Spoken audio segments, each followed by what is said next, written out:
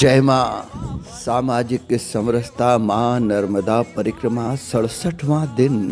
लेकिन पहले बात करेंगे 66वें दिन की, क्योंकि कल कुछ चीजें छूट गई थी। कल जब हम वहाँ पहुँचे तो रात्रि भोजन की व्यवस्था अजय ताम्रकार जी की ओर से थी और पंकज ताम्रकार जी की ओर से, और रुकने की व्यवस्था तन्मय साकल्य जी की ओर से थी।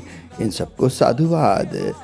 और साथ ही सुशील बिल्लोरे जी ने परिक्रमा वासियों को दुपट्टे का दान किया और राम यामलानी जी ने घेवर सबको बांटे। और हाँ, कल हमने आम का एक पेड़ भी लगाया जिसकी जिम्मेदारी आश्रम परिसर ने ली। अब हम आते हैं 67वें दिन पे। आज हम मृत्युंजय आश्रम से सुबह 7 बजे चले।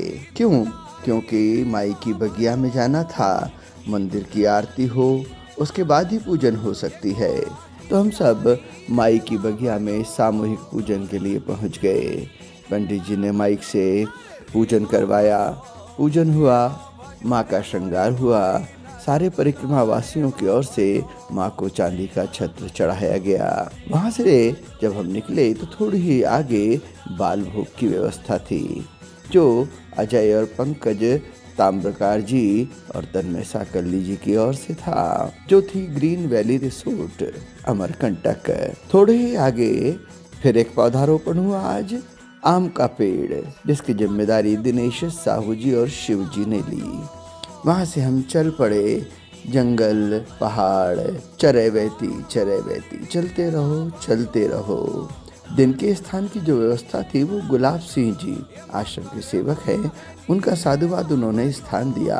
छोटी सी झोपड़ी बनी हुई, पति पत्नी सेवा कर रहे हैं, बुजुर्ग हैं, पर लगन देखकर आनंद आया। स्थान था जगतपुर, करंजिया, डिंडोरी। सतत चलते रहना ही केवल परिक्रमा नहीं है, चैतन्य होकर चलते रहना परिक्रमा है।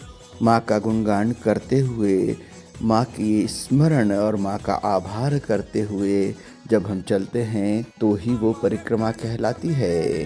रात्रि का विश्राम और जो व्यवस्था थी उसके लिए माननीय स्नेहलता पाटले जी, सुनील शुक्ला जी और दिलीप सोनवानी जी का बहुत बहुत आभार है। आज हम ग्राम करंजिया पहुंच गए हैं। परिक्रमा आखिर है क्या? इतने विविध पहलू हैं परिक्रमा के कि चिंतन किया जाए तो एक ग्रंथ तैयार हो सकता है।